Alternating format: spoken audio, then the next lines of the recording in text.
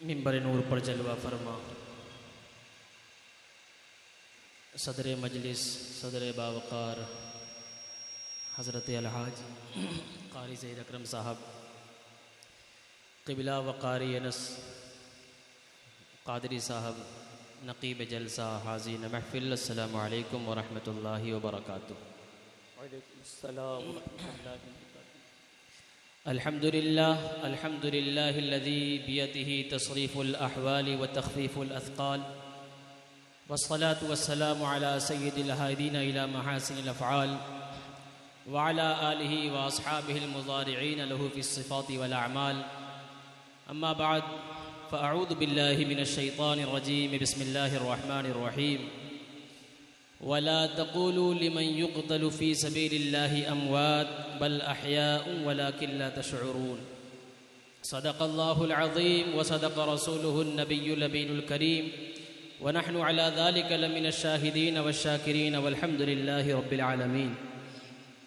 غوث اعظم بمن بے سر و ساما مدد، قبل دی مدد، کعب ایما مدد، انتظار کرم تست من عینی را، اے خدا جو خدا بین و خدا دا مدد، بحر اسماعیل خم میرا سر تسلیم رکھ، اس قتیل شیوہ صبر و رضا کے واسطے، بندگان پارسا میں کر لے شامل، اے خدا میر زین العابدی مرد خدا کے واسطے۔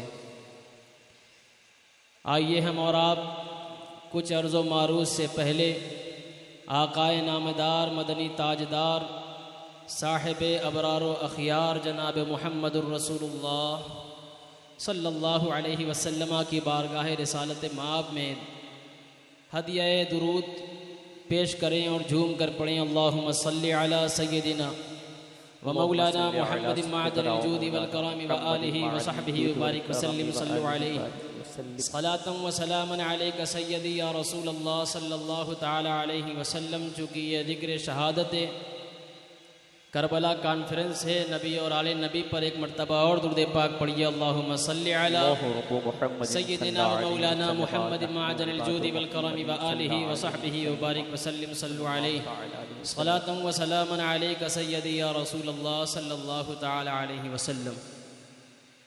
اس بات کا ہے شور اسی کا بوال ہے، اس بات کا ہے شور اسی کا بوال ہے، دشت بلا میں آج محمد کی آل ہے، تو روب مصطفیٰ ہے علی کا جلال ہے، یا حسین تو روب مصطفیٰ ہے علی کا جلال ہے، حیدر کی ذوالفقار محمد کی ڈھال ہے، یا حسین حیدر کی ذوالفقار محمد کی ڈھال ہے، آئے جو تیرے سامنے کس کی مجال ہے، آئے جو تیرے سامنے کس کی مجال ہے، ایسا میرے حسین کا جاہو جلال ہے کہ مرتے نہیں شہید شہادت کے بعد بھی، مرتے نہیں شہید شہادت کے بعد بھی، قرآن پڑھنا نیزے پہ زندہ مثال ہے۔ سبحان اللہ حق۔ اور اس قدر خود کو فنا فی الحق تعالی کر دیا،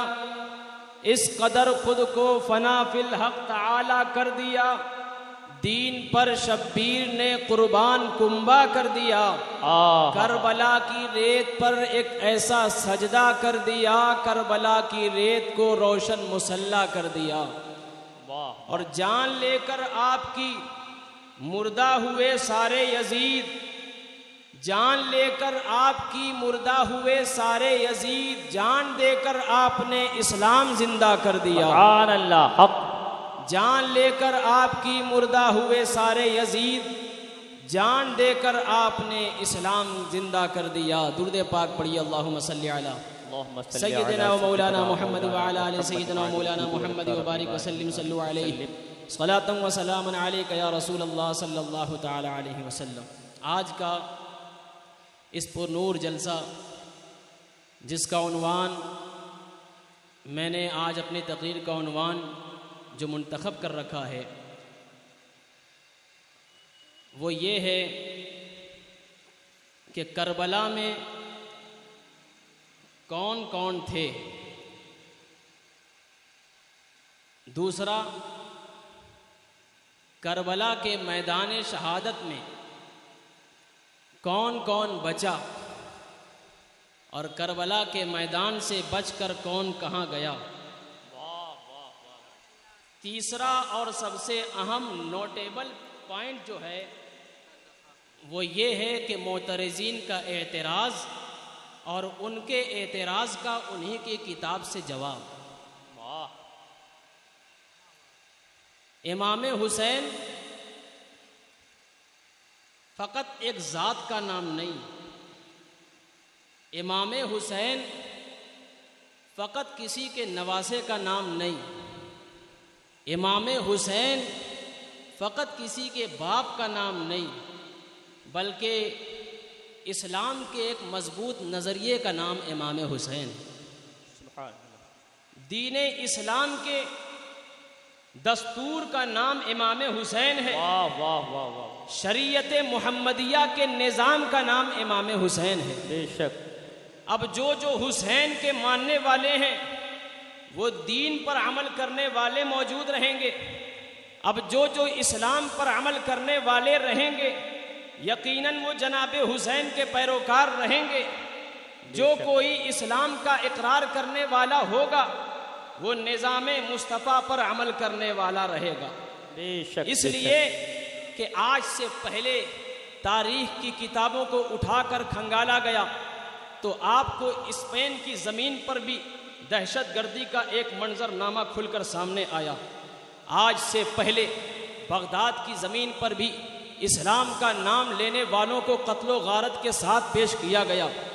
آج سے پہلے مسلمان اندلس کی زمین پر اللہ تبارک و تعالیٰ کا نام لے رہے تھے، وہاں پر ایسی چال بازیاں پیش کی گئیں، ایسی جال سازیاں کی گئیں کہ اسلام و مسلم کے خلاف بہت بڑا پروپیگنڈا رچا گیا۔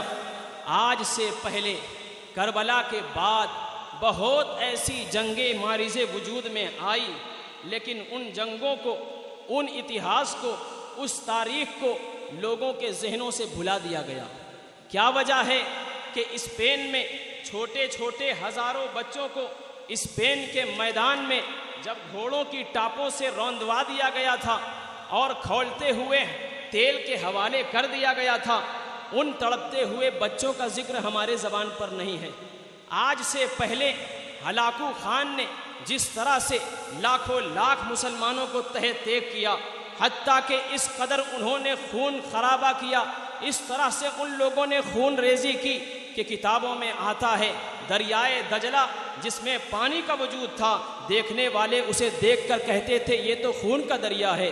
یعنی مہینوں خون ریزی ہوتی رہی، مہینوں اسلام کے ماننے والوں کو قتل کیا جاتا رہا، لیکن لوگوں کے ذہن سے یہ ساری قتل و غارت گری ختم ہو گئی، لوگوں کے ذہن سے یہ سارا معاملہ بھلا دیا گیا۔ یہ کیا وجہ تھی؟ یہ وجہ یہ تھی کہ وہ اپنے وجود کے لیے تھے، انہوں نے کسی اور کے وجود کا اختیار نہیں کیا تھا، وہ اپنے وجود کے ساتھ آ رہے تھے۔ اسپین کے مسلمان بھی جب سامنے آئے تھے، جو اسپین کے لیے مارے گئے، ان کا نظریہ یہ نہیں تھا اسلام کو کیسے تحفظ بخشا جائے، کیسے دین متین کو کی حفاظت کی جائے، لیکن اس ایک زمانہ وہ آیا تھا، کربلا کا میدان تھا، 61 ہجری تھا، لیکن وہ حال دوسرا تھا، وہاں نظام مصطفیٰ کو قائم کرنا تھا۔ یہاں اسپین میں نظام مصطفیٰ کی بات نہیں تھی، نظام مصطفیٰ کو جس نے قائم کیا تھا اس ذات کا نام امام عالی مقام امام حسین ہے۔ اس لیے امام حسین نظام مصطفیٰ کے تحفظ بخشنے کے لیے اپنی گردن کٹوا رہے ہیں۔ 61 ہجری میں گردن کٹی ہے، آج تک ہمارے نام پر امام حسین کا نعرہ جاری ہے۔ کیا وجہ ہے؟ وہ اپنے جینے کے لیے نہیں، اپنے مفاد کے لیے نہیں، بلکہ دین کی اقامت اور تحفظ کے لیے کربلا کے میدان میں اپنے بچوں کو قربان کر رہے ہیں، اپنی خواتینوں کو قربان کر رہے ہیں، اپنے نونہال شیر خار 6 ماہ کے اصغر کو قربان کر رہے ہیں۔ کیوں؟ وجہ یہ تھی وہاں اپنے وجود کو نہیں بچانا تھا بلکہ نظام مصطفیٰ کو بچانا تھا۔ سبحان اللہ، بے شک۔ یہی وجہ ہے آج سے 600 سال پہلے، آخر بات تو عقل پر آنی چاہیے، عقل اس بات کو نہیں قبول کرتی کہ 600 سال پہلے 500 سال پہلے 400 سال پہلے ہندوستان کی زمینوں پر بھی ظلم و بربریت ہوئی. آج سے 500 سال پہلے 600 سال پہلے ہلاکو خان نے بغداد میں, چنگیز خان نے بغداد میں مسلمانوں کے سروں کو کاٹ کر مینارے بنا دیے تھے. لیکن ہمارے ذہنوں سے, ہمارے وجود سے ان ساری چیزوں کو, ان تاریخ کو بھلا دیا گیا. لیکن کیا وجہ رہی کہ اسلام کے ماننے والے کربلا کے میدان میں 72 نفوس قدسیہ موجود ہیں, لیکن ان کے کٹنے پر جو درد اسلام کو ہوا ہے, جو درد اسلام کے ماننے والوں کو ہوا ہے, آج کے بعد بھی درد ہوا تھا, لیکن وہ درد ان کے تیجا چہارم تک ختم ہو گیا, وہ درد کسی کے 40واں تک ختم ہو گیا, وہ درد کسی کے 60 تک ختم ہو گیا, وہ درد سال بھر بعد لوگ بھول گئے.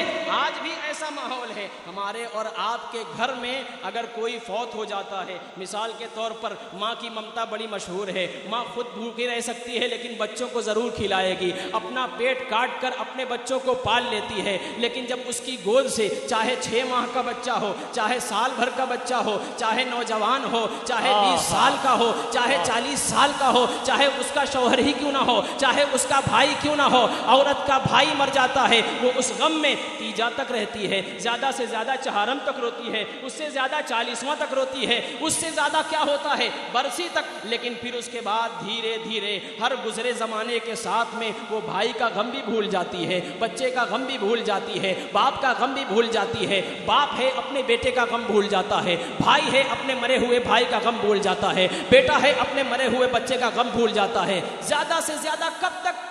40واں تک یا سال بھر تک یا 5 سال تک. لیکن واہر حسین تیری قربانی ایسی ہے, 1400 سال قریباً ہو گئے تجھے گزرے ہوئے, لیکن آج بھی پانڈے حویلی انجمن تنویر شہداء نے آپ کو یاد کرنے کی کیا سبیل لگائی ہے. 1400 سال قریباً گزر گئے ہیں. نظام مصطفیٰ کو قائم کرنے کی وجہ سے اللہ نے امام حسین کو وہ بقا عطا فرمائی. یزید مارنے والا زمانے سے مر گیا, لیکن حسین راہ خدا میں شہید ہو کر بھی آج تک زندہ ہے. نعرہ تکبیر, نعرہ رسالت, ذکر شہدائے کربلا. لیکن ایک بات ہے, امام حسین یا رفقائے امام حسین یا اعوان و انصار اہل بیت کیا اچانک کربلا میں لائے گئے؟ امام حسین کیا اچانک کسی جال سازی چال بندی کے شکار ہو گئے؟ نہیں, ابھی امام حسین پیدا بھی نہیں ہوئے ہیں. ابھی امام حسین پیدا بھی نہیں ہوئے ہیں اور آپ کی شہادت کا ذکر ہونا شروع ہو چکا ہے. پتا چلا یہ ایک پلاننگ ہوئی تھی, اسلام کو کس طرح سے تحفظ بخشنا ہے, اسلام کو کس کے ذریعے سے اسلام کی حفاظت کروانی ہے. وہ سارا ماجرا پہلے سے محفوظ تھا لوح محفوظ پر. اب آج حضرت پیغمبر اسلام سید عالم صلی اللہ علیہ وسلم جلوہ فرما ہے. آپ کی ران مبارک پر آپ کے شہزادے حضرت ابراہیم بھی موجود ہیں, حضرت امام حسین بھی موجود ہیں. لیکن جبرائیل نازل ہوتے ہیں, کہتے ہیں یا رسول اللہ دونوں سے بڑی محبت کرتے ہیں. کہا ہاں جبرائیل دونوں سے محبت کرتا ہوں. کہا لیکن مشیت کی کچھ اور مرضی ہے, وہ چاہتی ہے کہ کسی دو میں سے کسی ایک کو پسند کر لیا جائے. تو حضرت پیغمبر اسلام صلی اللہ علیہ وسلم نے اپنے بیٹے کو چھوڑ کر اپنے نواسے کو پسند کیا. کیوں؟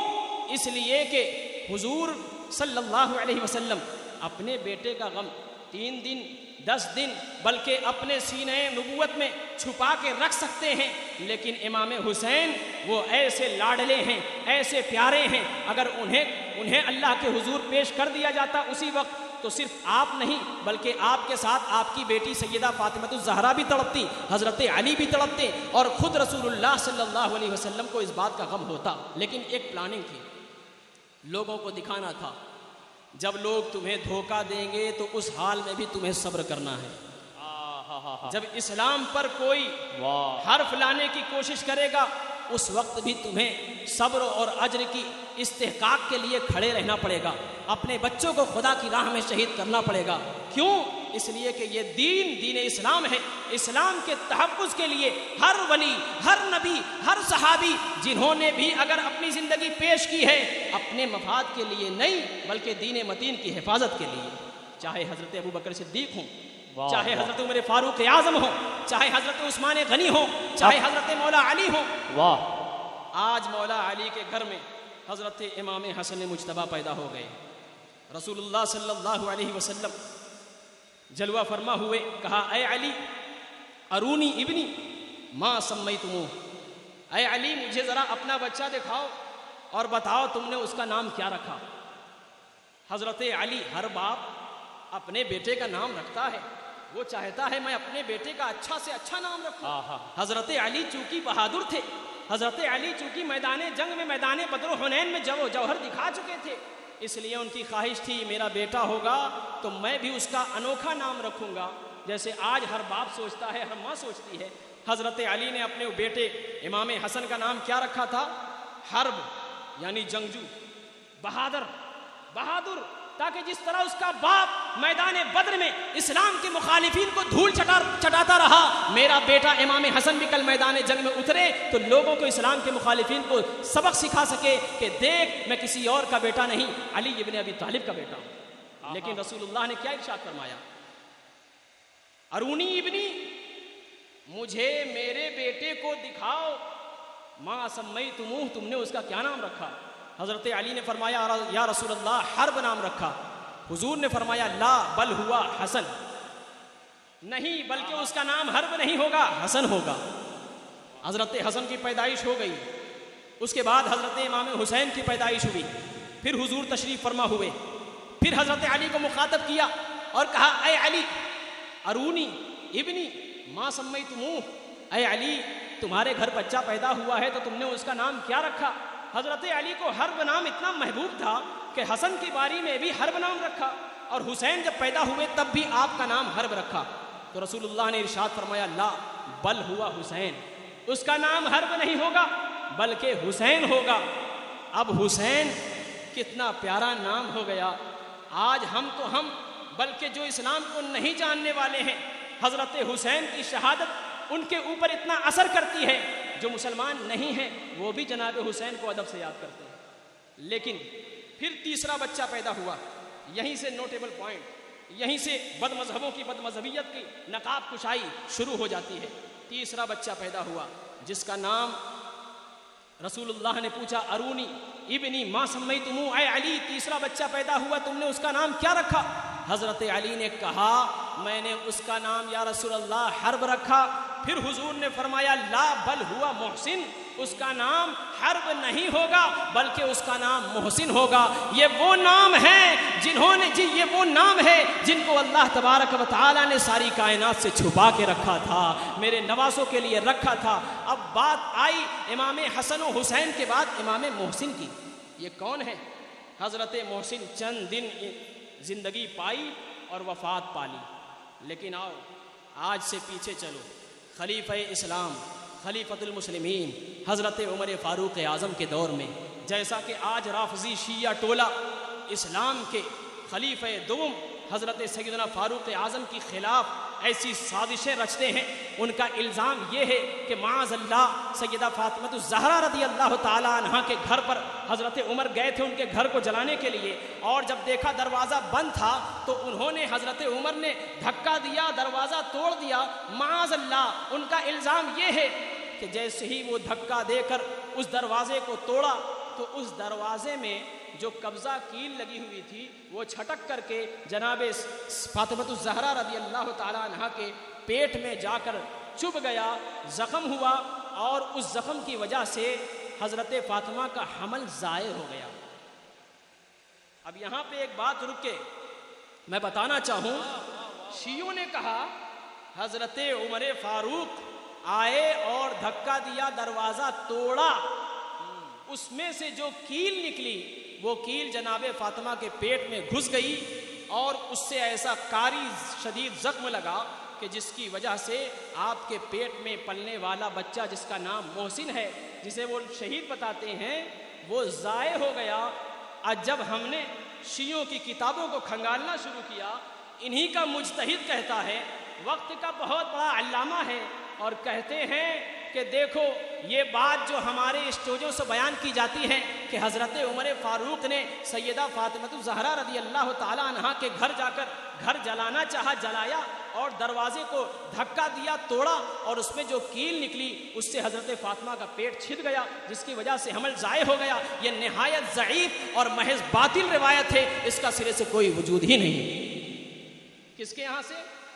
بریلی کے امام اعلیٰ حضرت فاضل بریلوی کے یہاں سے نہیں، بلکہ جن کے مذہب نے یہ بیان کیا عمر معاذ اللہ فاطمہ کے قاتل ہیں، ان کے گھر سے ہم نے ثابت کیا، انہی کی کتاب سے ہم نے ثابت کیا کہ تمہارے یہاں خود اس روایت کا کوئی وجود ہی نہیں ہے، سرے سے باطل ہے۔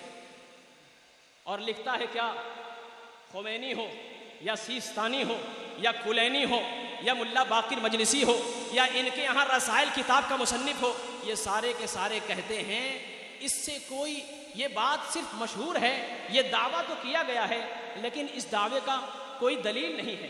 اچھا سب سے مزے کی بات یہ سنیں، اپنی کتاب میں یہ خود لکھتے ہیں کہ انہوں نے کہا کہ دروازے کو توڑا، توڑنے پر قبضہ چھٹکا، یعنی جو لوہے کے اثرات لگے ہوتے تھے، آلات لگے ہوتے تھے، اس میں سے کیل چھٹکی اور وہ کیل حضرت فاطمہ کے پیٹ میں دھس گئی۔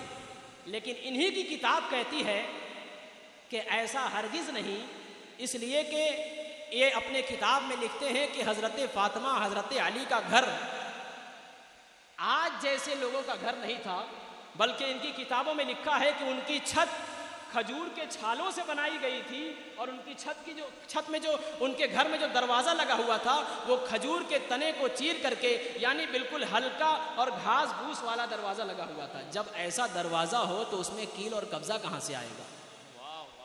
ارے جن کا مذہب ہی تقیہ پر ہو، جب آپ کہیں گے آپ کی کتاب میں یہ لکھا ہوا ہے تو یہ کہتے ہیں کہ یہ تقیہ ہے، تقیہ کی بنیاد پر ہمارے ملا نے کہہ دیا ہوگا۔ اب آپ کہیں گے تقیہ یہ تو جھوٹ ہے، تو کہیں گے نہیں یہ تقیہ ہے، قرآن میں معاذ اللہ اللہ نے بھی تقیہ کیا ہے، رسول اللہ نے بھی تقیہ کیا، کہیے معاذ اللہ۔ اور تقیہ کو بیان کرتے ہیں اور حضرت عمر پر حملہ کرتے ہیں، یعنی حضرت محسن سے بات چلی، پتہ چلا حضرت محسن پیدا بھی ہوئے تھے، کچھ دن زندہ بھی رہے اور پھر مرضی الہی کے مطابق وفات پا گئے۔ ایک پوائنٹ۔ دوسرا پوائنٹ، رسول انام صلی اللہ علیہ وسلم کے صحابہ 60-61 ہجری میں حضرت امام حسین رضی اللہ تعالی عنہ کو جب یزید نے اپنے قاصدوں سفیروں کے ذریعے خط لکھا اور کہا امام حسین سے بیعت لو، امام حسین کو قائل کرو، تو امام حسین سمجھ گئے کہ یزید کا خط آیا ہے، اس کا مطلب حضرت امیر معاویہ انتقال کر گئے۔ یزید کی کمبختی اور یزید کی شرارت، یزید کا کمینہ پن پورے مدینہ مکہ والے جانتے تھے کہ یہ بچپن کا شرارتی ہے، تو پھر اس سے کیسے بیعت کی جائے گی؟ امام حسین جو ولی ابن ولی، جنتی ابن جنتی، وہ بھلا کسی جہنمی کے ہاتھ پر کیسے بیعت کر لیں گے؟ کسی شرابی کے ہاتھ پر کیسے بیعت کر لیں گے؟ یہاں رک کر ایک اور مشہور بات جو ہم سنیوں کے درمیان موجود ہے، جو اسٹیجوں سے اس قدر بیان کر دی گئی کہ اچھے خاصے لوگ بھی اس کو بیان کرتے ہیں، یہ عجب المیہ ہے ہمارے اسٹیجوں کا بھی، کہتے یہ ہیں ہمارے اسٹیجوں سے بیان ہوتا ہے۔ ہمارے سنی بھائیوں کے درمیان یہ روایت بڑی مشہور ہے کہ حضور موجود تھے اور حضرت امیر معاویہ اپنے بیٹے یزید کو اپنے کاندھے پر لے کر آئے تھے، تو حضور نے فرمایا تھا جنتی باپ کے کاندھے پر جہنمی بیٹا۔ یہ بیان کیا جاتا ہے کہ نہیں؟ سنا ہے آپ لوگوں نے؟ یہ بیان کیا جاتا ہے، لیکن حقیقت کیا ہے؟ حقیقت یہ ہے حضور صلی اللہ علیہ وسلم کے زمانے میں یزید پیدا ہی نہیں ہوا۔ اب بتاؤ، حضور کے زمانے میں یزید پیدا ہی نہیں ہوا، لیکن شیعوں نے اس جھوٹی گھڑی ہوئی روایت سے یہ فائدہ اٹھانا چاہا کہ ہم دکھائیں دیکھو یزید کو جہنمی کہا گیا، لیکن ہم پوچھتے ہیں، ہم تو کہتے مانتے ہیں، لیکن حضرت امیر معاویہ کو تو حضور نے جنتی کہہ دیا۔ واہ واہ، تمہارے مطابق یزید حضرت معاویہ کو تو جنتی کہہ دیا۔ یہاں پہ ان کی کمر ٹوٹ گئی۔ اب آگے آیا دور حضرت امام حسین کا۔ اب یہ کہتے ہیں، چونکہ میں نے پہلے ہی اپنا عنوان تقریر ظاہر کر دیا کہ معترضین کا اعتراض کا ان کی کتابوں سے جواب۔ حضرت امام حسین رضی اللہ تعالیٰ عنہ کو جب خط آیا تو آپ سمجھ گئے کہ وہ یزید دباؤ ڈالنے کے لیے ہر ممکن کوشش کرے گا اور میرے ساتھ ظلم و بربریت، ظلم و زیادتی کرے گا۔ حضرت امام حسین نے اپنے بھائی، سوتیلے بھائی، کچھ ایسے بھائی جو صرف ماں کا فرق تھا، حضرت عبداللہ ابن عباس جو کہ اہل بیت سے ہیں، رسول اللہ صلی اللہ علیہ وسلم کے پیارے چچا کے بیٹے ہیں، حضرت عبداللہ ابن عباس آپ ہیں، محمد ابن حنفیہ ہیں حضرت علی کی اولاد یہ ہیں، اور دیگر صحابی بھی ہیں، ان سے مشورہ کرتے ہیں۔ آپ لوگ بتائیں، یزید کا خط آیا ہے، ہم کربلا کی طرف جائیں، ہم شام جائیں؟ تو حضرت محمد ابن حنفیہ آپ کو منع کرتے ہیں، کہتے ہیں اے حسین کیا آپ کو کوفہ کی طرف سے خط آیا ہے؟ آپ کوفہ کے بارے میں نہیں جانتے؟ آج سے پہلے آپ کے باپ کو بلا کر کے دھوکہ دیا، آپ کے بھائی کو دھوکہ دیا، اور نہ جانے ان کا یہی وتیرہ اور سلیقہ رہا ہے، شیوا رہا ہے کہ وہ ہر آنے والے مہمان کے ساتھ بدسلوکی کرتے ہیں، دھوکہ دیتے ہیں۔ لیکن امام حسین چونکہ لوح محفوظ پر شہید لکھے جا چکے تھے تو ان کو روکنے والا کوئی نہیں ہے۔ اب امام حسین کو مشورہ دیتے ہیں، امام حسین نہیں مانتے ہیں۔ حضرت عبداللہ ابن عباس کہتے ہیں اے حسین مت جاؤ۔ محمد ابن حنفیہ بھائی ہوتے ہیں، کہتے ہیں مت جاؤ۔ حضرت عبداللہ ابن جعفر ہیں جو حضرت امام حسین کے بہنوئی ہیں، جیجا ہیں، وہ بھی منع کرتے ہیں مت جاؤ۔ یعنی اعتراض کیا ہوا؟ شیعوں نے کہا جب کربلا میں امام حسین اپنے 72 نفوس قدسیہ اور گھر کی خواتین کو لے کر کربلا کی طرف گئے تو تمہارے صحابہ کہاں تھے؟ اہل سنت جن کا دھم برتے ہیں وہ کہاں تھے؟ وہ کیوں نہیں گئے؟ آپ لکھ لو اپنے ذہن کی تختیوں پر۔ میں آپ سے ایک سوال پوچھنا چاہتا ہوں، مجھے آپ جواب دیجئے گا۔ کربلا میں کتنے لوگ تھے؟ ہاں کتنے لوگ تھے؟ کربلا میں مشہور ہے کہ 72 لوگ تھے۔ ان 72 لوگوں میں اہل بیت کتنے تھے؟ کوئی بتائے گا؟ ان 72 نفوس قدسیہ میں اہل بیت کتنے تھے؟ کربلا میں 72 لوگ تھے، یہ بات مشہور ہے۔ ان 72 نفوس قدسیہ میں اہل بیت سے کتنے تھے؟ یہیں سے شیعوں کو تماچا ملتا ہے کہ 18 یا 19 فرد اہل بیت میں سے تھے، اور باقی جتنے تھے وہ سب کے سب صحابہ تھے یا صحابہ کی اولاد تھی۔ اعتراض، اس کا جواب، انہوں نے کہا کہ صحابہ نہیں گئے امام حسین کے ساتھ، تب اس لیے امام حسین کو بے دردی کے ساتھ شہید کر دیا گیا۔ لیکن حقیقت کیا ہے؟ اگر تاریخ کھنگالی جائے، کتابیں دیکھی جائیں، تو کتابوں سے یہ ثابت ہوتا ہے محمد ابن حنفیہ اہل بیت سے ہیں۔ حضرت عبداللہ ابن عباس ان کے اہل بیت ہونے میں کوئی شک ہی نہیں۔ حضرت عبداللہ ابن عباس اہل بیت سے ہونے کے باوجود امام حسین کے ساتھ نہیں گئے۔ محمد ابن حنفیہ حضرت مولا علی کی اولاد ہونے کے باوجود امام حسین کے ساتھ نہیں گئے۔ عبداللہ ابن زبیر ہیں، صحابی کی اولاد ہیں، یہ امام حسین کے ساتھ نہیں گئے، یہ روکتے رہے، امام حسین نہیں رکے، اور امام حسین سے یہ کہا۔ لیکن بعد میں جب ان سے بیان لیا گیا تو محمد ابن حنفیہ نے بھی کہا، عبداللہ ابن عباس نے بھی کہا، حضرت عبداللہ ابن زبیر نے بھی کہا، اور دیگر جتنے صحابہ موجود تھے جو کربلا کی طرف نہیں گئے، ان سب نے کہا یقیناً امام حسین جانے سے پہلے مشورہ کر رہے تھے اور ہم انہیں روک رہے تھے، مگر ہمیں اس بات کا اندیشہ ہرگز نہیں تھا کہ امام حسین جائیں گے تو امام حسین کو بھی بے دردی کے ساتھ شہید کر دیا جائے گا۔ اچھا، یہ بات عقل کو لگتی ہوئی بات ہے۔ موبائل کا زمانہ تھا نہیں، ٹیلی گرام کا زمانہ تھا نہیں، تار کا زمانہ تھا نہیں کہ فوراً پتہ لگا لیا جائے کہ کیا پروپیگنڈا رچا گیا ہے۔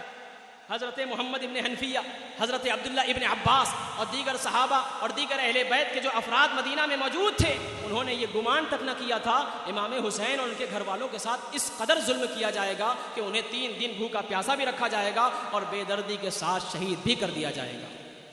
اب پتہ لگا، آپ کہتے ہیں صحابہ کہاں تھے، صحابہ کی اولاد کہاں تھی، لیکن کتابیں بتاتی ہیں اور اہل بیت کے ساتھ جو کربلا کے میدان میں افراد تھے، ان افراد کی گنتی بتاتی ہے 18 یا 19 افراد اہل بیت کے تھے، باقی جتنے تھے یا تو وہ صحابی تھے یا وہ صحابی کی اولاد تھے۔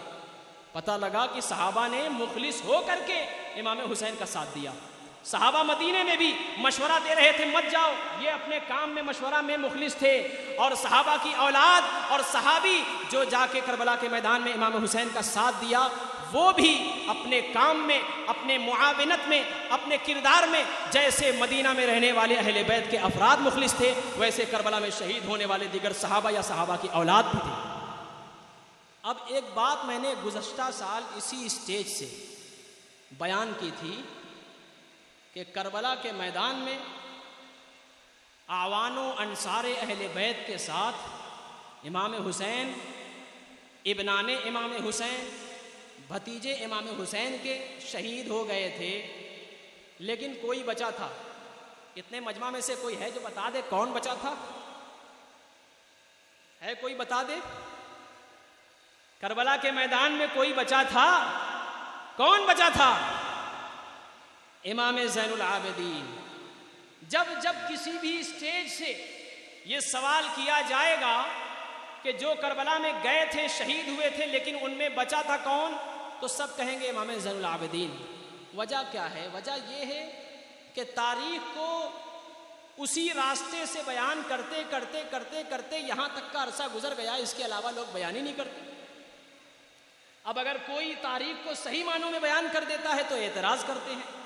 حقیقت یہ ہے میدان کربلا سے صرف امام زین العابدین بچ کر نہیں آئے تھے، بلکہ امام حسن مثنی ابن حسن ابن علی بھی آئے تھے۔ امام حسن مثنی کون ہے؟ حضرت امام حسن مجتبی۔ اسی کو میں نے پچھلے سال اس اسٹیج سے بیان کیا۔ اس سال مجھے اعتراض کی خبر لگی کہ اس پر اعتراض کیا گیا ہے۔ ہمیشہ ہم لوگ امام زین العابدین ہی کی خبر سنتے رہے، یہ نئے نئے مولانا لوگ نئی نئی خبریں سنا دیتے ہیں۔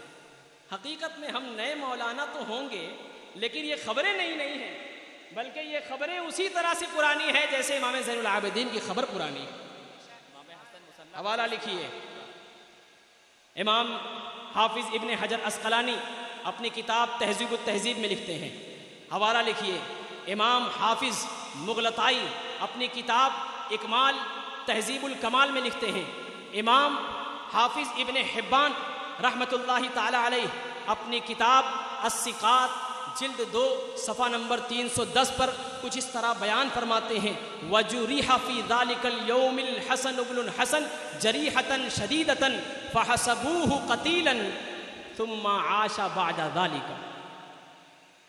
حضرت امام حبان ابن حبان ارشاد فرماتے ہیں اپنی کتاب الثقات میں کہ جب شہیدان کربلا کے لاشیں بکھرے پڑے تھے، جب امام حسین اور امام حسین کے چاہنے والے اپنی جابازی پیش کر رہے تھے تو اس میں یکے بعد دیگرے سب شہید ہو رہے تھے، انہی میں جناب امام حسن مثنی بھی موجود تھے، لڑ رہے تھے۔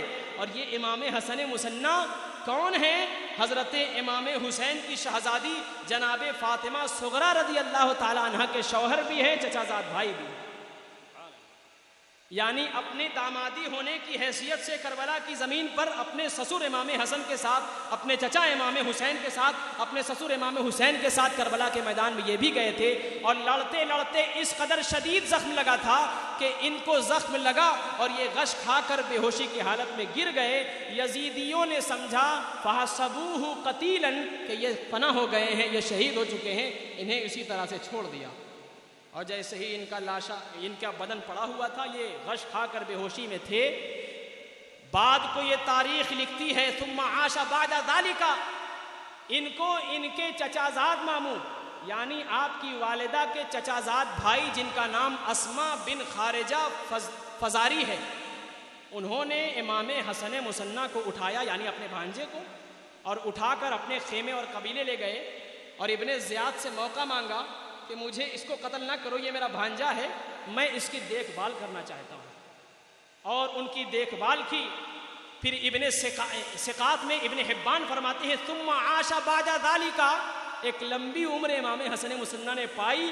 امام حسن کا سلسلہ اسی طرح سے امام حسن کا سلسلہ، بے شک بے شک، جس طرح امام زین العابدین کا سلسلہ، جس طرح امام حسین کا سلسلہ امام زین العابدین سے چلا۔ لیکن یہاں رک کر ایک اور بات آپ کو بتا دوں، امام حسن کا سلسلہ صرف امام حسن مثنی سے نہیں چلا، بلکہ امام زید سے بھی چلا۔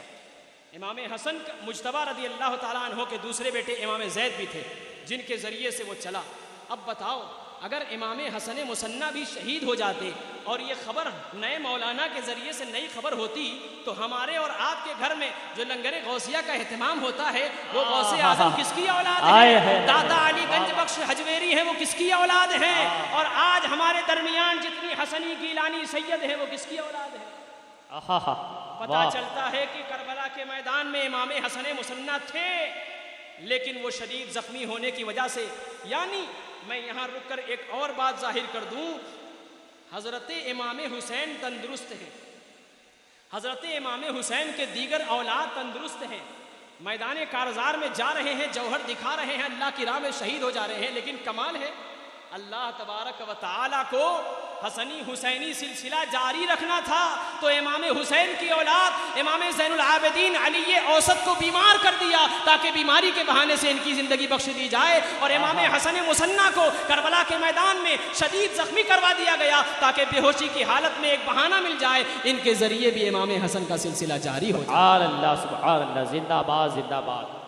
اب آپ بتاؤ کہ امام حسن مصنع ہمارے یہاں 12 امام 14 معصومین کا عقیدہ نہیں ہے، ہم اہل سنت حنفی جماعت والے ہیں، ہمارے یہاں 12 امام 14 معصومین والا عقیدہ نہیں ہے، اس لیے یہ لوگ صرف حضرت حسین کی کڑی سے شمار کرتے ہیں، امام مہدی پر جا کے رک جاتے ہیں، لیکن پھنستے آخر میں پھر ہے، ان کا یہ عقیدہ ہی نہیں ہے، یہ صرف حسین کی اولاد کو امام مانتے ہیں، امام تقی، امام نقی، امام رضا، امام موسیٰ کاظم، لیکن آگے جا کے کہتے ہیں کہ امام 12 میں امام مہدی بھی ہیں.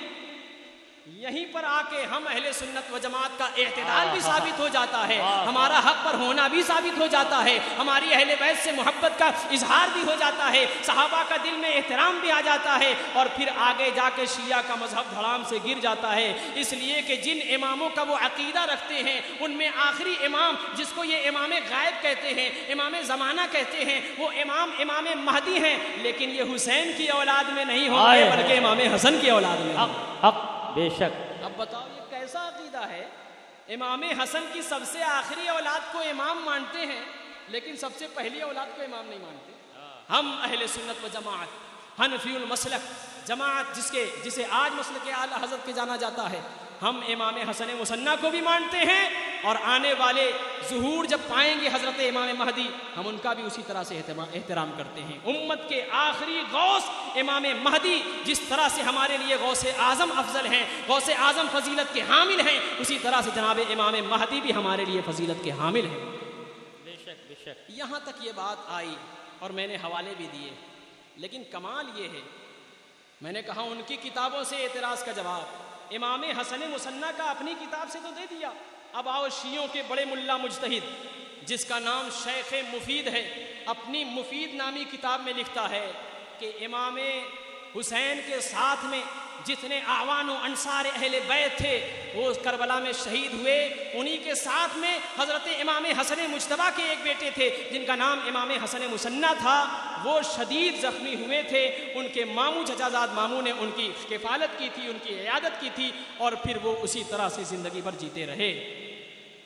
ہماری اپنی کتاب ہی نہیں بلکہ ان کی کتابوں کو کھنگالا جاتا ہے تو پھر ان کے مذہب کی کمر ایسی ان کی زبان سے ٹوٹتی ہے، بعد میں جب آپ ان سے پوچھیں گے کہیں گے ہاں ہاں کہا تو ہے لیکن اس کا مطلب یہ تھا، وہ تقیہ پر تھا، تقیہ پر تھا، تقیہ پر تھا. اور پھر حوالہ دیتے ہیں کہ حضرت ابراہیم جس طرح سے بادشاہ ظالم سے راستے میں ملاقات ہوتی ہے، انہوں نے اپنی بیوی کو بہن بنا لیا تھا تقیہ کے بنا پر معاذ اللہ، لیکن وہ تقیہ نہیں تھا، جھوٹ نہیں تھا، بلکہ حضرت ابراہیم نے علیہ السلام، نبی ابراہیم علیہ السلام جب اپنی بیوی کو لے کر جا رہے تھے اور راستے میں جو قافلہ ظالم تھا وہ سب کی بیویوں کو چھین لیتا تھا، قبضہ کرتا تھا، اگر معلوم ہو جائے یہ بہن ہے تو انہیں چھوڑ دیتا تھا. حضرت ابراہیم نے وہاں تقیہ پر عمل نہیں کیا تھا بلکہ اسلامی روح سے دیکھا کہ ہر عورت ہر مسلمان بھائی کی بہن ہے، انہوں نے کہا کہ یہ میری اسلامی بہن ہے، اس لیے اس نے چھوڑ دیا.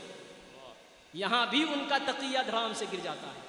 اب امام حسن کی اولاد سے امام حسن مصنع اور امام حسن مصنع سے جو اولاد چلی وہ حسنی سید آج بھی دنیا میں پھیلے ہوئے ہیں، اور امام زین العابدین سے جو اولادیں چلی آج بھی۔ اچھا ایک بات اور، امام حسین رضی اللہ تعالیٰ عنہ کو ہمارے اسٹیجوں سے جس طرح سے بیان کیا جاتا ہے، مظلوم تھے، بیچارے تھے، مجبور تھے، یعنی جب تک معاذ اللہ مظلوم نہیں بتا دیتے، بالکل مجبور محبوس، تب تک دم نہیں آتا۔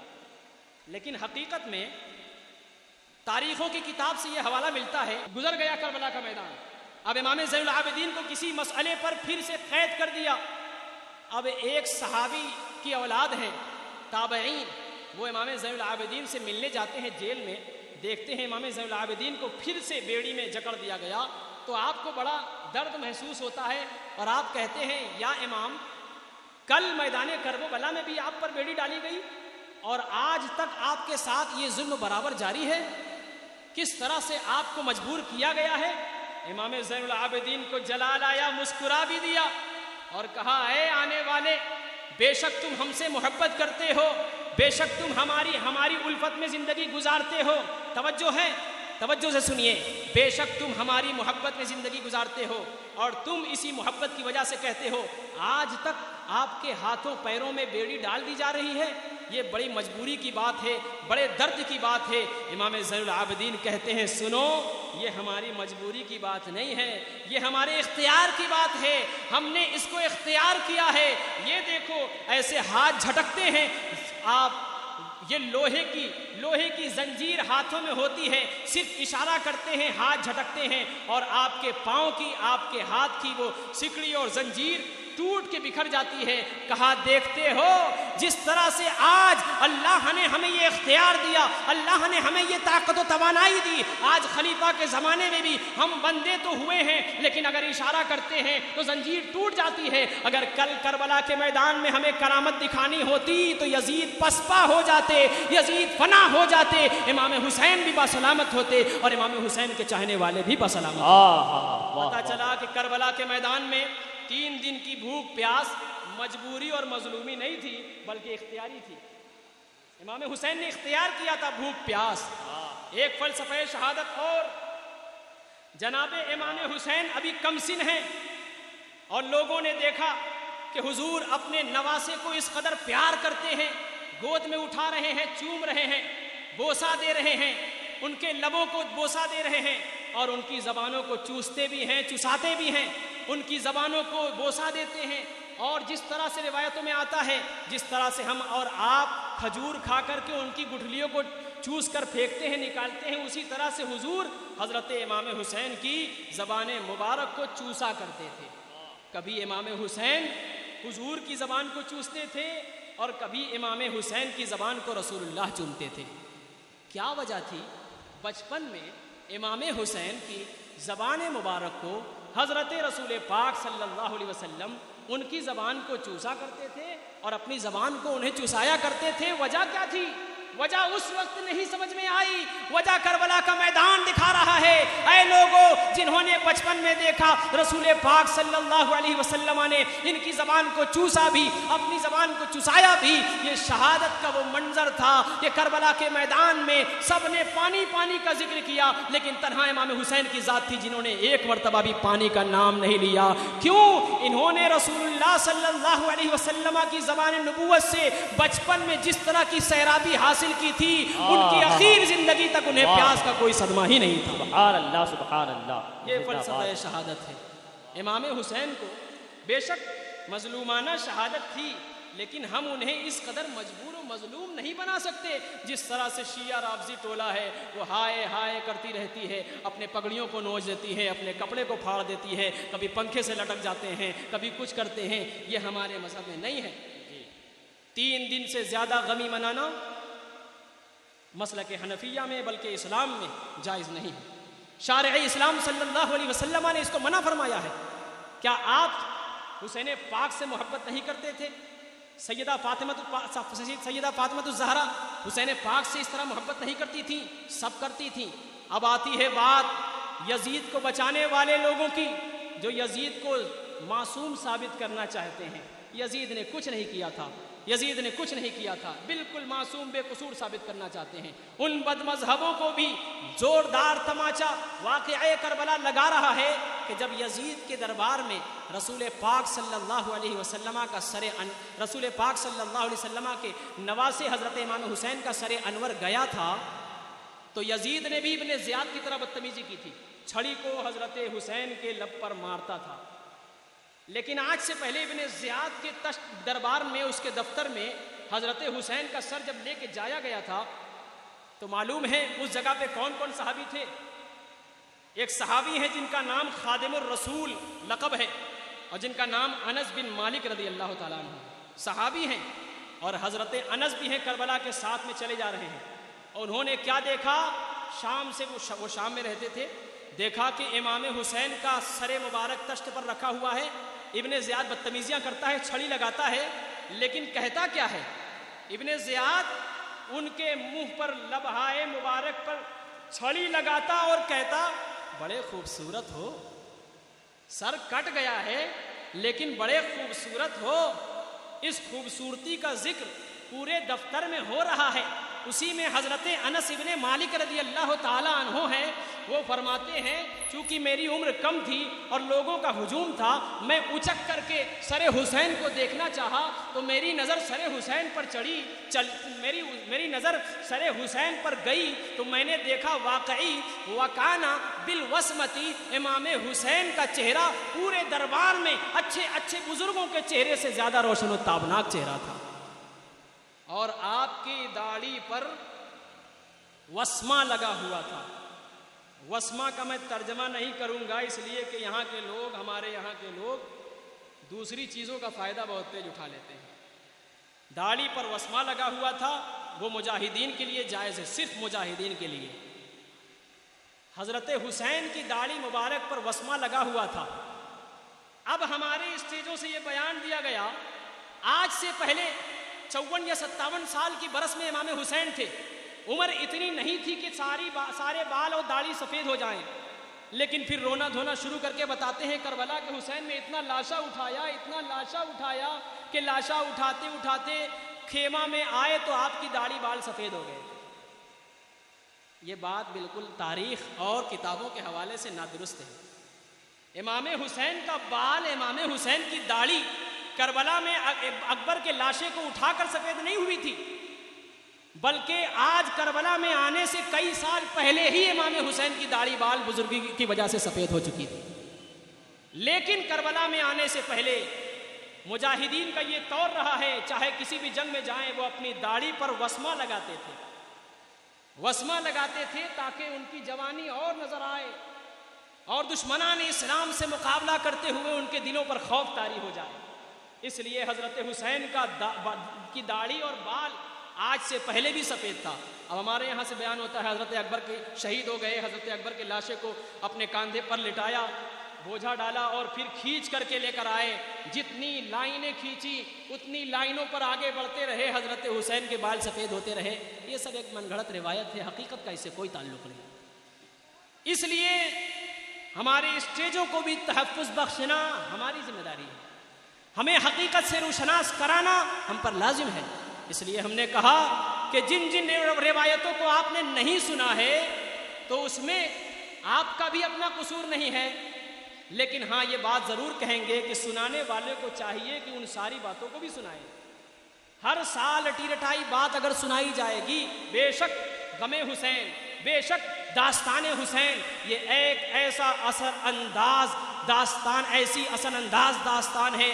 آج بھی امام حسین کی شہادت کا ذکر ہوتا ہے تو صرف انسان ہی نہیں بلکہ میرا عقیدہ ہے کہ جنات بھی غمگین ہو جاتے ہیں، فرشتے بھی غمگین ہو جاتے ہیں، کیونکہ یہ ایسی شہادت ہے، اسی شہادت نے اسلام کو بقا بخشی، اسی شہادت نے نظام مصطفیٰ کو قائم کیا۔ ورنہ آج سے پہلے حضرت نوح بھی آئے تھے، حضرت نوح کی بھی زندگی تھی، حضرت نوح سینکڑوں برس کی زندگی پا کر بھی تبلیغ کرتے رہے، لیکن ایک زمانہ آیا ان کا دین ختم ہو گیا، ان کی شریعت ختم ہو گئی، ان کے بعد دیگر انبیاء آئے، دیگر مرسلین آئے، ان کی بھی شریعت یکے بعد دیگرے ختم ہوتی گئی۔ حضرت ابراہیم ابراہیم آئے ان کی شریعت ختم ہو گئی، حضرت اسماعیل آئے ان کی شریعت ختم ہو گئی، حضرت داؤد آئے ان کی شریعت حضرت سلیمان تک چلی، حضرت سلیمان آئے، حضرت موسیٰ آئے، حضرت عیسیٰ آئے، گو کہ جو نبی آئے ہر آنے والا نبی گئے ہوئے نبی کی شریعت کو ختم کرتا اور نئی شریعت لے کر آتا۔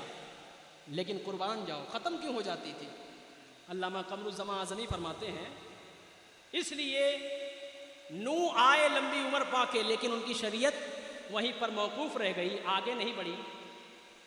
ابراہیم آئے اپنی شریعت لے کر لیکن ان کی شریعت انہی کے ساتھ موقوف ہو گئی، آگے نہیں بڑھی، نئی شریعت آئی، اس لیے کہ ان کے پاس شریعت تو تھی لیکن اس شریعت کو تحفظ بخشنے والا حسین نہیں تھا۔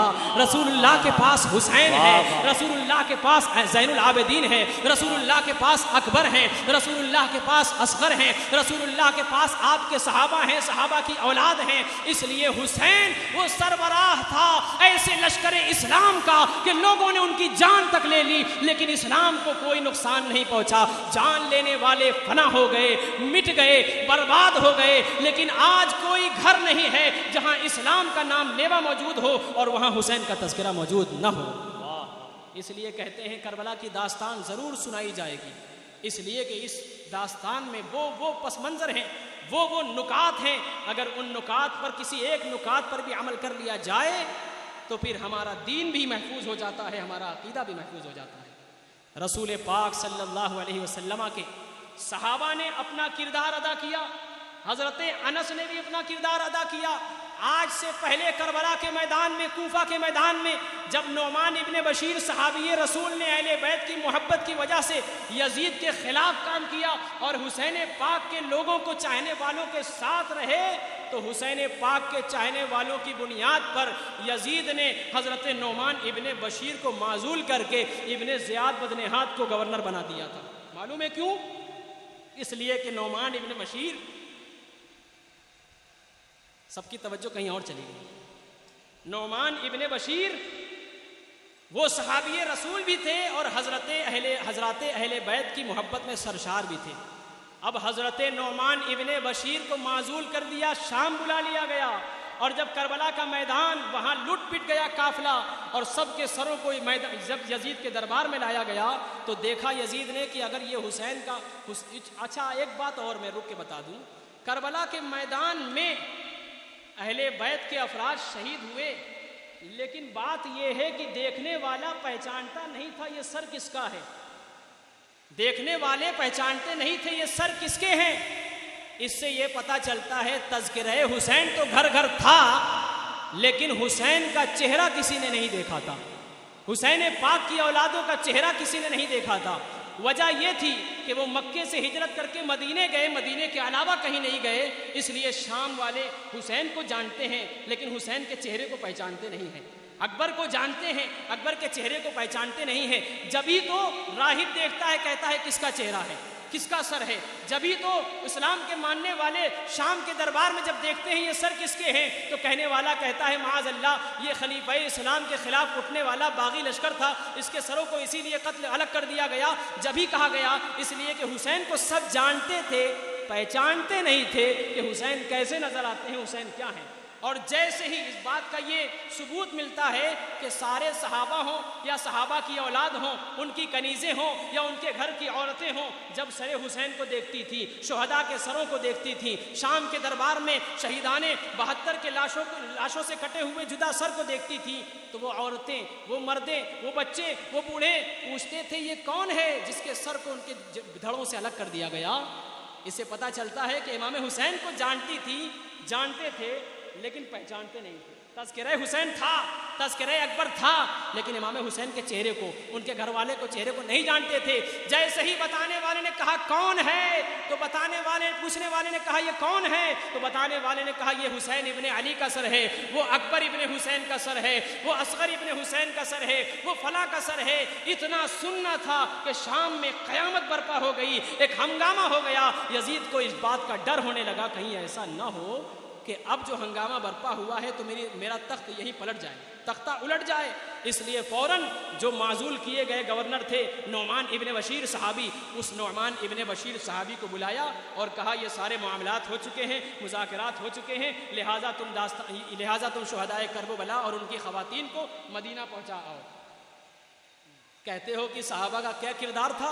دو صحابہ کا کردار مدینے سے شروع ہوا، مکے سے شروع ہوا اور پھر واپس مدینے تک چلا کہ جب شہداء کے سر کو لے کے جانا ہوا اور خواتین اسلام کو لے کے مدینہ جانا ہوا تو کسی اور کا انتخاب نہیں ہوا، یزید نے نعمان ابن بشیر کا انتخاب کیا اور کہا اے نعمان تم ان خواتین اہل بیت کو مدینہ واپس چھوڑ آؤ۔ اچھا ایک بات اور بھی سمجھ میں آتی ہے، تاریخ میں بہت ایسی باتیں ہیں جو بعد میں ڈال دی گئی ہیں، رونا رلانا اس طرح کسی باتیں کی گئی ہیں۔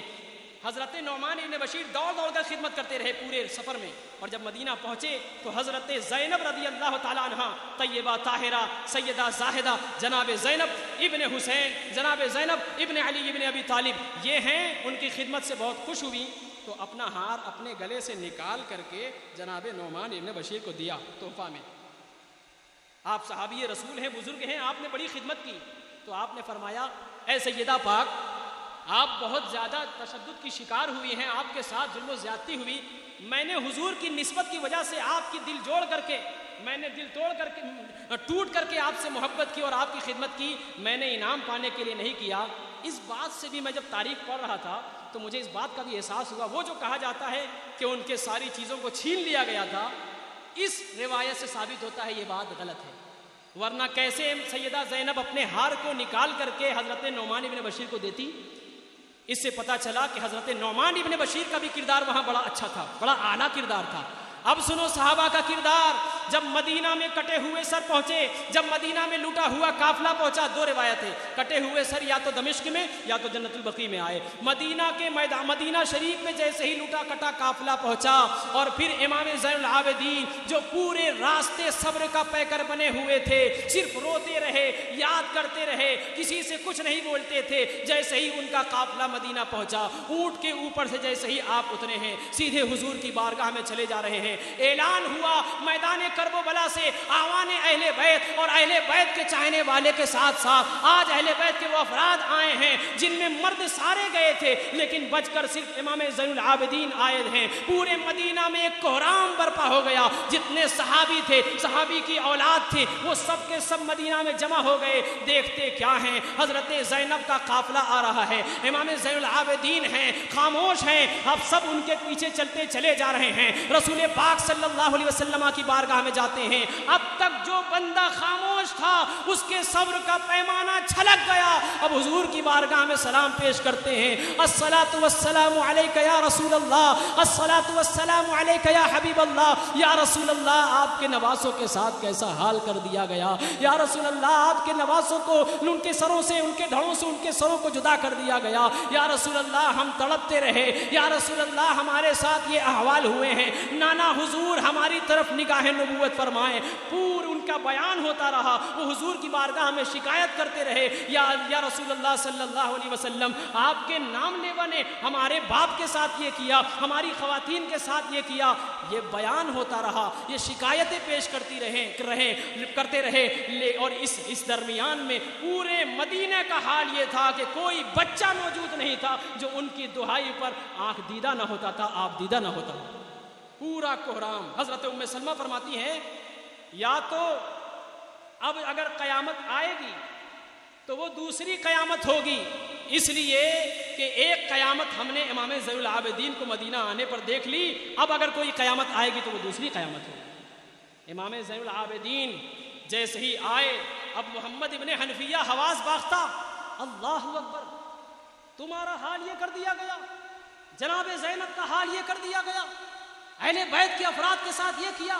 عبداللہ ابن عباس کے آنکھ میں خون اتر آیا، آپ کے چاہنے والوں کی آنکھوں میں خون اتر آیا، صحابہ رسول ہیں، ان سب کو جذبات کو ایسی ٹھیس پہنچی، سب نے ببانگ دہل کہا یزید نے بہت بڑا غلط کام کیا، یزید قاتل ہے، یزید فاسق ہے، یزید فاجر ہے۔ ان میں سے ایک بے نام آدمی جس کا نام تاریخ میں نہیں آتا، اس نے کہا یزید نے بہت بڑا غلط کام کیا، لہٰذا میں یزید کی بیعت کو ایسے اتار کے پھینکتا ہوں۔ روایتوں میں آتا ہے اس نے اپنے جوتے کو اتارا اور اتار کے یوں پھینکا اور کہا میں نے یزید کی بیعت ایسے پھینک دی جیسے ہی اس نے میدان میں ایک جوتا کو اتار کر پھینکا ہے، پورے مدینہ میں جتنے صحابی تھے، جتنی صحابیہ صحابیہ کی اولاد تھی، وہ سب نے جوتے کا ڈھیر لگا دیا، ہم نے بھی یزید کی بیعت توڑ دی، ہم نے بھی یزید کی بیعت توڑ دی۔ چونکہ مصلحت تھی، بہت سارے لوگوں نے یزید کی بیعت کر رکھی تھی، لیکن لٹے کٹے قافلے کو دیکھ کر کے ایسا آنکھ میں خون اتر آیا، اہل بیت کے ساتھ یزید نے اس قدر برا معاملہ کیا،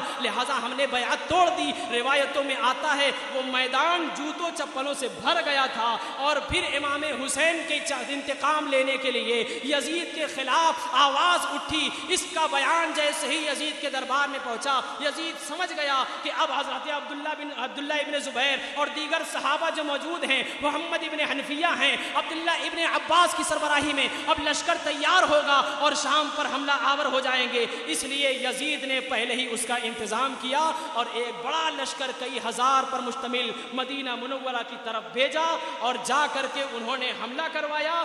آج کربلا میں 72 شہید ہوئے تھے یا 71 شہید ہوئے تھے، لیکن آج جب وہ مدینہ لٹا کٹا قافلہ آیا تھا، اس کے بعد جو یزید نے اپنے لشکر کو بھیجا تھا، کہتے ہو صحابہ کا کیا کردار رہا حسین کا انتقام لینے کے لیے؟ صحابہ آگ بگولا ہو گئے تھے، غیظ و غضب کے عالم میں تھے اور یزید پر حملہ کرنا چاہتے تھے، اور یزید نے ان کا حملہ سمجھ لیا تھا، جس کی وجہ سے ان سے پہلے یزید نے اقدام کیا اور مدینہ المنورہ میں اپنا لشکر بھیج کر ان پر حملہ کروایا۔ کتابوں میں اور تاریخوں میں آتا ہے 1000 2000 نہیں بلکہ 20 ہزار صحابہ کو مدینہ المنورہ میں حرم مدینہ میں یزید جیسے فاسق لعین نے اپنے لشکر کے ذریعے سے قتل و غارت کروائی۔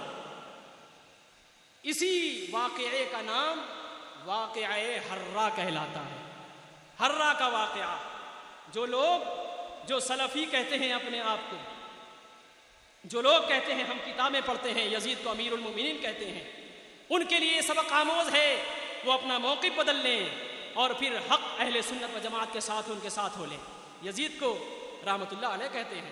یزید نے صرف یہیں تک بس نہ کیا، بلکہ امام زین العابدین کے ساتھ جو قافلہ آیا، امام زین العابدین کے قافلے کے ساتھ میں جو لوگ کھڑے ہوئے حسین کا انتقام لینے کے لیے، ان سارے کے انتقام پر جو حملہ کیا یزید نے اور ہزاروں ہزار صحابہ کو قتل کیا، حرم رسول کی بے ادبی کی، بے حرمتی کی، اور 3 دن تک مسجد نبوی میں اذان پر پابندی ہو گئی، یعنی اتنا قتل و غارت ہوا، اتنا خون خرابہ ہوا کہ مسجد نبوی میں گھوڑے تک باندھے گئے اور وہاں کی 2 شیزاؤں کے ساتھ معاذ اللہ زنا کیا گیا، کیونکہ یزید نے اپنے درباریوں کے ساتھ سپاہیوں کے اوپر مدینہ کی 2 شیزاؤں کنواریوں کو حلال کر دیا تھا، اور اس طرح سے واقعہ حرہ موجود آیا۔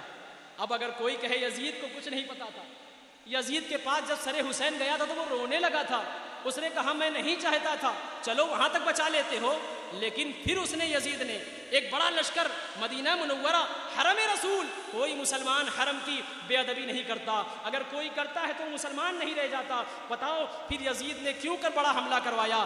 اگر وہاں بھی بچا لیتے ہو تو یزید یہیں تک بس نہیں رکا، بلکہ آگے بڑھا اور مکہ کی وادی میں گیا، کعبۃ اللہ پر صحابہ کرام سے ان کے اوپر حملہ کرتے ہوئے کعبۃ اللہ پر آگ زنی کی۔ کتابوں میں آتا ہے اس قدر آگ زنی کی کہ کعبہ کی چھت پھٹ گئی، غلاف کعبہ جل گیا۔ جو حضرت ابراہیم کے زمانے میں جنت سے مینڈھا آیا تھا، جس کے سر کی سینگ اور کھال وہاں کعبۃ اللہ میں لٹکائی گئی تھی، وہ تبرک بھی یزید کی برسائی گئی آگ کے حوالے ہو گیا۔ اب بتاؤ یزید یہاں نہیں بچتا، پتہ چلا تم جس یزید کو بچاتے ہو وہ یزید بچائے نہیں بچتا، اور جس حسین کو مردہ کہتے ہو قرآن اسے آج بھی زندہ کہہ رہا ہے، اسے مردہ کہنے والا کوئی پیدا نہیں ہو سکتا۔ وَلَا تَقُولُوا لِمَن يُقْتَلُ فِي سَبِيلِ اللَّهِ أَمْوَاتٌ بَلْ أَحْيَاءٌ وَلَٰكِن لَّا تَشْعُرُونَ۔ اور اللہ کی راہ میں جو شہید ہوئے ہیں انہیں مردہ نہ کہو، بلکہ وہ زندہ ہیں، لیکن ان کی زندگی کا تمہیں کچھ شعور نہیں ہے۔ لوگوں نے سوچا اللہ نے ادب کی بنیاد پر کہہ دیا میری راہ میں شہید ہونے والوں کو مردہ نہ کہو۔ سوچ سکتے ہیں جیسے لوگ کہتے ہیں نا انہیں ولی اللہ ہیں، انہیں مردہ مت کہو. لیکن بہت سارے لوگ سوچتے ہیں مردہ ہوئے تبھی تو قبر کے اندر گئے. ایسا ہے نا؟ مردہ ہوئے تبھی تو قبر کی مٹی کے اندر گئے. سوچ سکتے ہیں, کہہ نہیں سکتے. اللہ نے فتویٰ دیا وَلَا تَقُولُوا لِمَنْ يُقْتَلُ فِي سَبِيلِ اللَّهِ أَمْوَاتٌ, اللہ کی راہ میں جو شہید ہوئے ہیں انہیں مردہ مت کہو. لوگوں نے اپنی عقل لڑائی, کہنا نہیں ہے. ہو سکتا ہے اللہ نے ادب کی بنیاد پر کہا ہو, ادب کی بنیاد پر. یہ حسین ہیں, نبی کے نواسے ہیں. یہ حضرت امیر حمزہ ہیں, حضرت رسول پاک کے چچا جان ہیں, پیارے چچا ہیں. یہ رسول کے صحابی ہیں. ان کی عقیدت اور ادب کی بنیاد پر انہیں مردہ نہ کہو. ہو سکتا ہے ادب کی وجہ سے فتویٰ دیا گیا ہو. سوچ سکتے ہیں کہ یہ مردہ ہے, کہنا نہیں ہے. تو آگے اللہ ارشاد فرماتا ہے وَلَا تَحْسَبَنَّ الَّذِينَ قُتِلُوا فِي سَبِيلِ اللَّهِ أَمْوَاتًا. تم کہنے کی بات کرتے ہو, سوچنا بھی جائز نہیں ہے کہ یہ مردہ ہے. عجیب حال ہے. حضرت عباس کے بازو کٹ چکے ہیں, حضرت علی اکبر کا لاشا تڑپ رہا ہے, حضرت امام قاسم خدا کی راہ میں شہید ہو گئے ہیں, اور اللہ انہیں زندہ کہہ رہا ہے. اللہ انہیں زندہ کہہ رہا ہے.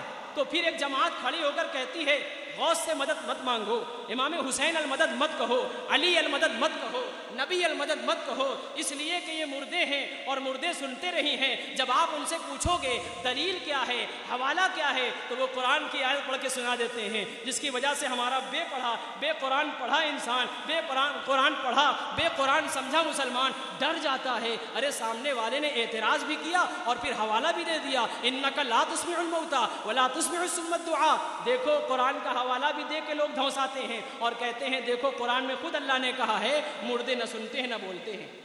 لیکن حقیقت کیا ہے؟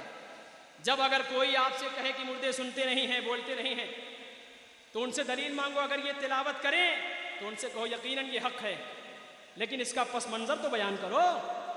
پس منظر جیسے ہی بیان کریں گے تو انہی کے آقا, انہی کے داتا نکل آئیں گے, انہی کے ابا سامنے آ جائیں گے. یہ آیت آج نہیں اتری ہے, یہ آیت کوہ باران پر رسول اللہ کھڑے ہو کر جب ارشاد فرماتے تھے اے میرے لوگوں, اے میری قوم کے لوگوں, آؤ میں تمہیں بلاتا ہوں. سب جمع ہو گئے. باران کی چوٹی پر رسول اللہ نے کہا مجھے مانتے ہو؟ کہا سب نے ہاں ہاں مانتے ہیں. کیسا مانتے ہو؟ ارے سچا مانتے ہیں. کیسا مانتے ہو؟ امین و امانت دار مانتے ہیں. ہم نے اس زمانے میں جب لوگوں کو امانت دی وہ کھا گئے, لیکن جب سے تمہیں پیدا ہوتے دیکھا, جب سے تمہاری زندگی کو پڑھا ہے, تم نے یہی کیا ہے. کسی نے امانت دی تو امانت دار رہے, اور کسی سے تم نے جو کچھ بولا ہے تو وہ سچ بولا ہے. اے آنے والے, تم جو پوچھتے ہو تم سچے ہو, تمہارے جیسا کوئی نہیں ہے. حضور نے فرمایا اگر اتنا مانتے ہو تو کیا میں یہ کہوں کہ میں جس پہاڑی پر کھڑا ہوں اس کے پیچھے ایک لشکر تم پر حملہ آور ہونے والا ہے, کیا تم اس بات کا یقین کرتے ہو؟ سب نے کہا ہاں ہاں. اگر آپ کہہ دیں کہ اس پہاڑی کے پیچھے لشکر حملہ آور ہونے والا ہے تو ہم یقین کرتے ہیں. تو کہا جب اتنا یقین کرتے ہو تو سن لو لا الہ الا اللہ انی رسول اللہ. اللہ کے سوا کوئی معبود نہیں اور میں محمد رسول اللہ صلی اللہ علیہ وسلم اللہ کا رسول اور بندہ ہوں. جیسے ہی یہ کہا, ابھی تک جو دیوانے پن کا اظہار کر رہے تھے وہ پلٹ گئے اور کہا تم سے بڑا معاذ اللہ جھوٹا کوئی نہیں ہے, تم سب سے بڑے جھوٹے ہو. اور جیسے ہی یہ کہا کفار مکہ پلٹ کر بھاگنے لگے, ابو جہل پلٹ کر بھاگنے لگا, ابو لہب پلٹ کر بھاگنے لگا, عتبہ شیبہ بھاگنے لگا. اللہ کے رسول صلی اللہ علیہ وسلم نے جتنی محنت ان کے پیچھے کی, اس محنت کی وجہ سے جب یہ پلٹ کر بھاگنے لگے حضور بڑے غمگین ہو گئے, حضور قبیدہ خاطر ہو گئے. اللہ کو یہ بات پسند نہیں آئی. اللہ نے ارشاد فرمایا فَلَعَلَّكَ بَاخِعٌ نَفْسَكَ عَلَىٰ آثَارِهِمْ إِن لَّمْ يُؤْمِنُوا بِهَٰذَا الْحَدِيثِ أَسَفًا. اے محبوب, ان کے پیچھے اپنی زندگی کو ہلاک نہ کرو, ان کے پیچھے تم محنت نہ کرو, یہ مردہ ہیں. إِنَّكَ لَا تُسْمِعُ الْمَوْتَىٰ وَلَا تُسْمِعُ الصُّمَّ الدُّعَاءَ. ابو جہل چل رہا ہے مگر مردہ ہے, عتبہ سن رہا ہے مگر مردہ ہے, شیبہ بول رہا ہے مگر مردہ ہے, ابو لہب تمہاری باتوں کا انکار کر رہا ہے مگر مردہ ہے. یہ باران کا علاقہ ہے, یہاں انہیں مردہ کہا جا رہا ہے. جو چل رہے ہیں یہاں انہیں مردہ کہا جا رہا ہے, جو بول رہے ہیں یہاں انہیں مردہ کہا جا رہا ہے, جو سن رہے ہیں. اور یہ میدان کربلا ہے, کٹے پٹے لاشے کو بھی اللہ زندہ کہہ رہا ہے. نعرہ تکبیر, نعرہ رسالت, عظمت صحابہ اکرام, ذکر شہدائے کربلا. اللہ اکبر جل شانہ. یعنی قرآن کو بھی اگر صاحب قرآن کی محبت میں سرشار ہو کر پڑھا جائے تو ہدایت ملتی ہے. اسی قرآن نے کہا مجھے پڑھنے سے لوگ گمراہ بھی ہوتے ہیں, مجھے پڑھنے سے لوگ ایمان یافتہ بھی ہو جاتے ہیں. اس لیے جنہوں نے بتوں کی آیت یا بد مذہب کافروں کی آیت کو مسلمان پر چڑھا اور مسلمان کو کافر کہنے کی کوشش کی, وہ دائرہ اسلام سے خارج ہو گئے. اب ہمیں حق ہے جب ہم نے قرآن سے اور ان کی کتابوں سے اہل سنت کو اعتدال پر یعنی بیچ والے راستے پر, نہ ادھر ہائے ہائے کرنے والا نہ ادھر اہل بیت کی گستاخیاں کرنے والا. اللہ نے الحمدللہ ہمیں ادب والے گروہ میں پیدا کیا. ہم صحابہ سے بھی ٹوٹ کر محبت کرتے ہیں, اہل بیت سے بھی ٹوٹ کر محبت کرتے ہیں. اسی طرح سے میں اسی بات کے ساتھ میں اپنی گفتگو تمام کرتا ہوں. اللہ تبارک و تعالی اپنے محبوب بندوں کی محبت میں ہمیں جلائے, اسی پر ایمان و عافیت کے ساتھ موت نصیب فرمائے. وآخر دعوایا ان الحمدللہ رب العالمین. السلام علیکم.